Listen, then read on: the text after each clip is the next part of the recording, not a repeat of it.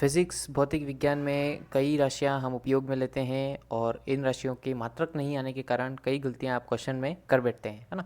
तो एक बार हमने क्या किया है, जितनी भी 11th-12th में बेसिक जितनी भी राशियाँ आपके काम में आती है उन सभी को लिया है, उन सभी के फॉर्मूले और उनके यूनिट्स कैसे आते हैं, कौन कौन से यूनिट्स आपको कैसे निकालने हैं सभी बताया है। और आप चाहें तो उनका डायरेक्ट स्क्रीनशॉट लेके रखें ताकि आप कहीं भूल जाएं कभी तो डायरेक्ट खोला और फोटो में से आप डायरेक्ट उनका यूनिट देख सकते हैं, है ना। कहीं कोई सर्च नहीं मारना, कहीं उलझना नहीं है ना।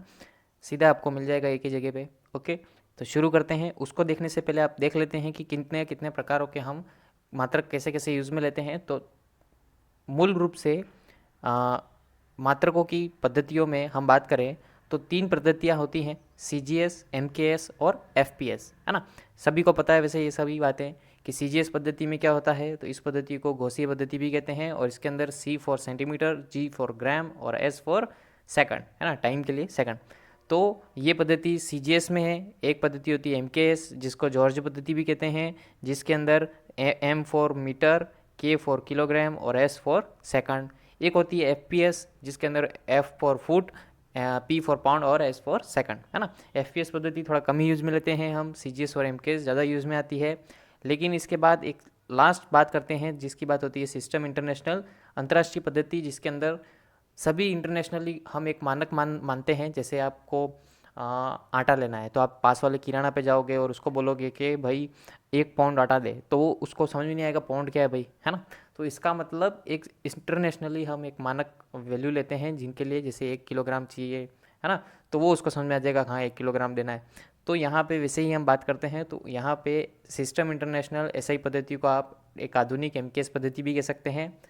यहाँ पे मूल आपको 7 मात्रक दिखते हैं, 7 राशियाँ। इसके आधार पर हम फिर और अन्य आगे राशियों की और उनके मात्रकों की बात करेंगे, है ना। तो ये इनके मूल 7 राशियाँ हैं और इनके 7 मात्रक आपको ध्यान रखने हैं। इसके आधार पर अब आगे आप जैसे भी निकालेंगे आपको इजीली आपसे होता जाएगा। जितने भी 11th-12th में जितने भी काम आने वाले हैं सबकी बात करेंगे। तो शांति से देखो, आपके 10 मिनट में सब कुछ क्लियर हो जाएगा, है ना। यहाँ पे बेसिक 7 की बात की गई है, लंबाई, द्रव्यमान, समय, विद्युत धारा, ताप, पदार्थ की मात्रा और ज्योति तीव्रता।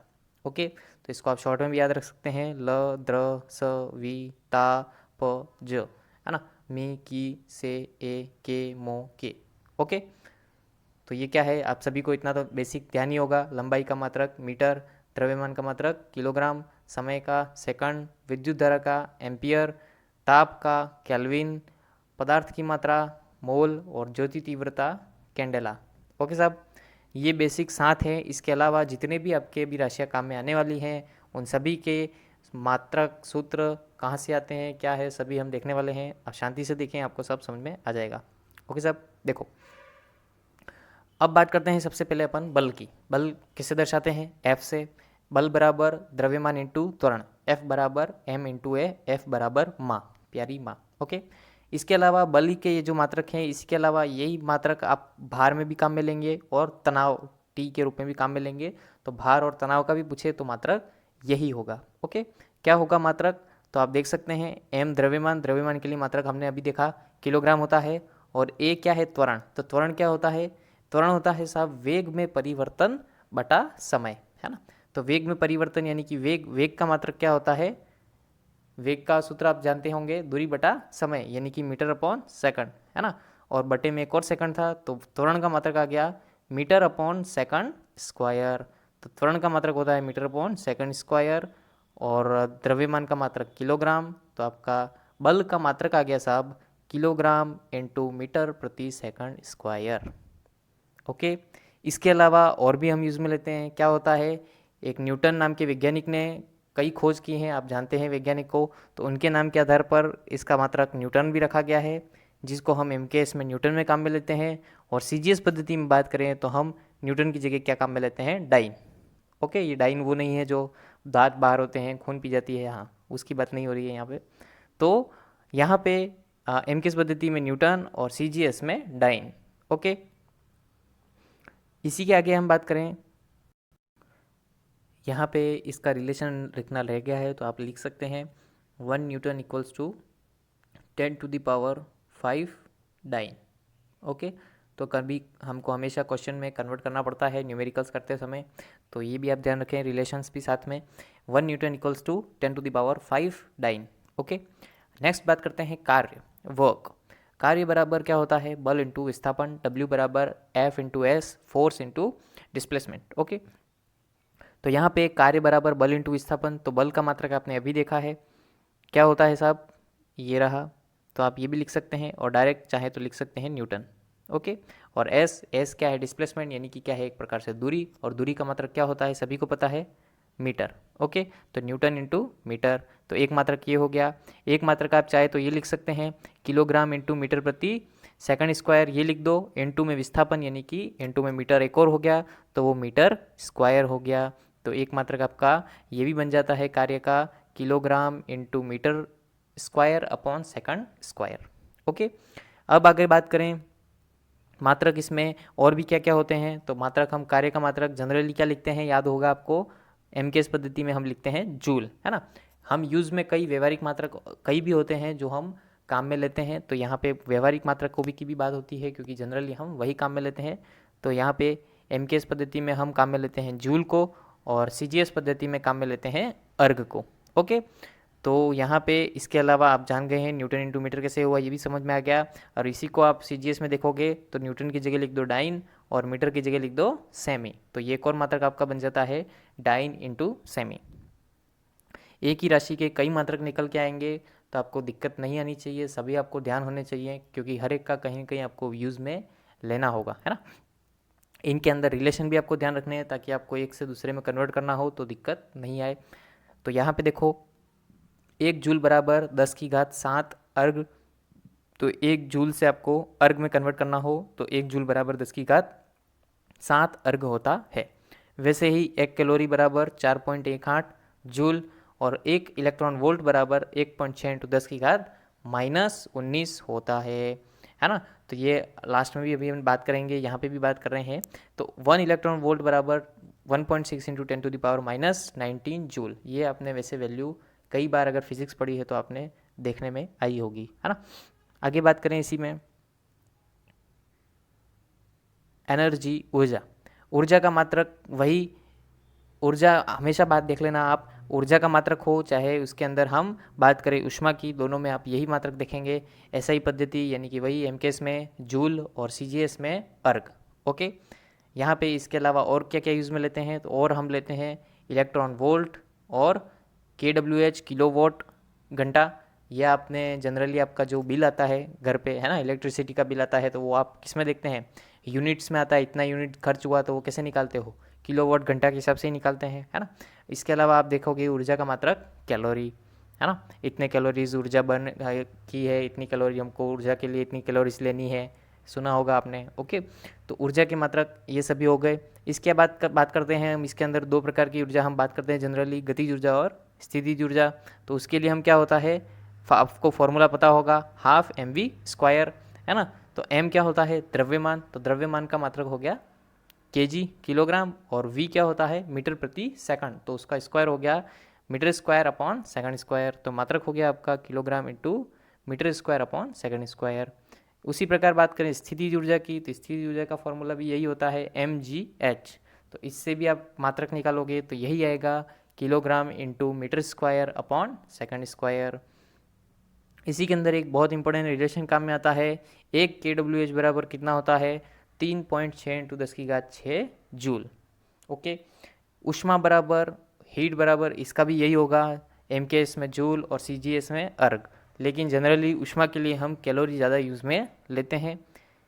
उष्मा होता क्या है, तो ये लिख रखा है, heat is form of energy that is transferred between system, है ना। तो हीट क्या है, तो ट्रांसफर्ड एनर्जी है जो सिस्टम के अंदर ट्रांसफर की जाती है एक तरफ से दूसरी तरफ, उसको हम उष्मा के रूप में व्यक्त करते हैं। इसी के अंदर अगर बात करें हम विशिष्ट उष्मा की, तो विशिष्ट उष्मा को हम व्यक्त करते हैं C या फिर S से, जिसका फॉर्मूला जनरली हम लिखते हैं Q/m∆T। तो Q क्या रहता है, उष्मा, उष्मा का मात्रक हमने ले लिया किलो जूल अपॉन m क्या है द्रव्यमान किलोग्राम, और ∆T, तो यहाँ पे T हम डिग्री सेल्सियस में लेते हैं विशिष्ट उष्मा के लिए, तो ये हो गया। तो ये आपका फॉर्मूला बनता है विशिष्ट उष्मा के लिए kilo joule upon kilogram into degree centigrade. Okay, next बात करते हैं, हम आते हैं शक्ति, पावर। शक्ति, पावर P बराबर W अपॉन टी। मात्रक क्या होता है इसका? Joule upon second. कैसे? कार्य का मात्रक क्या होता है साहब? जूल। टी क्या है? टाइम। टाइम का मात्रक क्या होता है? सेकंड। तो मात्रक क्या आ गया आपका? Joule upon second. इसी को अगर हम CGS में बात करें तो क्या हो जाएगा? अर्ग अपॉन सेकंड। ओके। इसके अलावा जो व्यवहारिक मात्रक है जो हम काम में लेते हैं जनरली, वो क्या होता है? वॉट, है ना। तेरी वॉट लगा दूंगा मैं, तो ये वॉट है, शक्ति का मात्रक वॉट। ओके। इसके अलावा और क्या काम में लेते हैं जनरली? अब आप कारों के शौकीन हैं तो आपने हॉर्स पावर का नाम जरूर सुना होगा, इतना हॉर्स पावर की है ना। तो एक अश्वशक्ति बराबर कितना होता है? तो एक अश्वशक्ति बराबर होता है 746 वॉट। ओके। तो ये हॉर्स पावर भी हम यूज़ में लेते हैं जब बात होगी आपकी इंजन की क्षमता की। अगर आपको बात करनी होगी, इंजन की शक्ति की बात करनी होगी, तो आप इसका काम में ज़रूर लेंगे। इसके अलावा और भी एक रिलेशंस काम में ध्यान रखने हैं आपको कि 1 वॉट बराबर वही 1 जूल प्रति सेकंड होगा, और 1 जूल प्रति सेकंड यानी कि यही 1 वॉट किसके बराबर होगा? 10⁻7 अर्ग प्रति सेकंड के। ओके। तो इसका मतलब आपको ये जूल प्रति सेकंड से अर्ग प्रति सेकंड में बदलना है तो क्या करना पड़ेगा? 10⁻7 का गुणा करना पड़ेगा। क्लियर? कोणीय विस्थापन, कोणीय विस्थापन थीटा बराबर एस अपॉन आर, रेखीय विस्थापन अपॉन त्रिज्या। कोणीय विस्थापन एक प्रकार से एक एंगल है, तो एंगल को हम यहाँ पे किस में लेते हैं? रेडियन में लेते हैं। आपने ये सूत्र भी पढ़ा होगा मैथ्स में, कोण बराबर चाप बटा त्रिज्या, है ना। तो ये वही है, कोण बराबर चाप बटा त्रिज्या वाला फॉर्मूला यूज में लिया है, यहाँ पे रेडियन में काम में लेते हैं। रेडियन में रिलेशन आप सभी को ध्यान होगा, मैथ्स में पढ़ा होगा, 2 पाई रेडियन बराबर 360 डिग्री होता है ना। 2 पाई रेडियन बराबर 360 डिग्री होता है। इसके अलावा आप देख सकते हैं कोणीय वेग, कोणीय वेग ओमेगा बराबर del theta upon del T. कोणीय वेग del theta upon del T, यानी कि डेल थीटा क्या है? विस्थापन बटा समय। तो विस्थापन का मात्रक क्या हो गया आपका? रेडियन, और बटा समय का मात्रक सेकंड। ओके। तो मात्रक क्या आ गया कोणीय वेग का? Radian upon second. आगे देखो, इसी के अंदर कोणीय त्वरण। कोणीय त्वरण क्या होता है? किससे दर्शाते हैं हम? अल्फा से। कोणीय त्वरण अल्फा बराबर D omega upon D T. यहाँ पे डी ओमेगा क्या है? कोणीय वेग बटा डी टी, है ना। यानी कि कोणीय वेग को आपके समय के साथ परिवर्तन को दर्शाएगा कोणीय त्वरण। तो क्या होगा इसका मात्रक? रेडियन अपॉन सेकंड तो है आपका मात्रक कोणीय वेग का, रेडियन अपॉन सेकंड मात्रक है कोणीय वेग का, और नीचे एक और टाइम आ गया तो वो क्या हो गया? Radian upon second square. Okay. अब आता है जड़त्वाघूर्ण। जड़त्वाघूर्ण आई बराबर क्या होता है? फॉर्मूला mr², है ना। तो आई बराबर mr²। तो m क्या है? द्रव्यमान। द्रव्यमान का मात्रक होता है kg, किलोग्राम, और r क्या है? डिस्टेंस होती है उसके अंदर, तो डिस्टेंस का मात्रक होता है मीटर का स्क्वायर। तो क्या आ गया मात्रक? Kilogram into metre square. Okay. वेग प्रवणता, वेग प्रवणता क्या होती है? v बराबर वेग में परिवर्तन बटा दूरी। तो वेग में परिवर्तन भी क्या है? वेग ही है ना। तो मीटर प्रति सेकंड इंटू नीचे गुणे में आ जाएगा मीटर, तो मीटर से मीटर कट जाएगा, तो आपका वेग प्रवणता का फॉर्मूला आ जाएगा 1/सेकंड, जिसको आप सेकंड इनवर्स भी लिख सकते हो। अब बात करते हैं संवेग की। संवेग होता है द्रव्यमान इंटू वेग, m इंटू वी। तो द्रव्यमान का मात्रक हो गया आपका किलोग्राम, और वेग का मात्रक हो गया मीटर प्रति सेकंड। तो इसका मात्रक हो गया किलोग्राम इंटू मीटर प्रति सेकंड। इसी को बात करें CGS में तो ये हो जाएगा ग्राम सेमी पर सेकंड। ओके। इसके अलावा और कहाँ काम में ले सकते हो आप? एक और आपने पढ़ा होगा गति के नियमों में, F बराबर dp अपॉन dt, है ना। बल बराबर संवेग में परिवर्तन की दर, है ना। तो यहाँ पे संवेग का फॉर्मूला आ जाएगा F इंटू डी टी, कहने का मतलब न्यूटन इंटू सेकंड। ओके। तो एक फॉर्मूला ये भी होता है F बराबर न्यूटन इंटू सेकंड।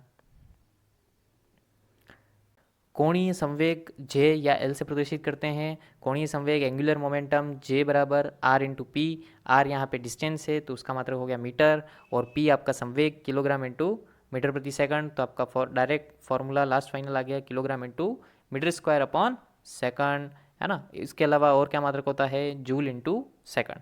बल आघूर्ण टॉर्क बराबर R इंटू एफ। R क्या है? डिस्टेंस मीटर, और F का मात्रक न्यूटन। और कोणीय गतिज ऊर्जा K बराबर 1/2 आई ओमेगा स्क्वायर फॉर्मूला होता है, इसका मात्रक हो जाएगा आपका kilogram into metre square upon second square. Next part हम नेक्स्ट वीडियो में आगे देखेंगे। तब तक आप पढ़ते रहें। इन चीज़ों को आप चाहें तो एक जगह नोट करें, नहीं तो स्क्रीनशॉट लेके सेव रखें, ताकि आपको एक साथ जितनी भी राशियाँ हैं सभी के मात्रक और उनके फॉर्मूले एक ही जगह आपको मिल जाएंगे। ओके, तो आगे हम नेक्स्ट बात करेंगे, तब तक पढ़ते रहो, अभ्यास करते रहो। धन्यवाद।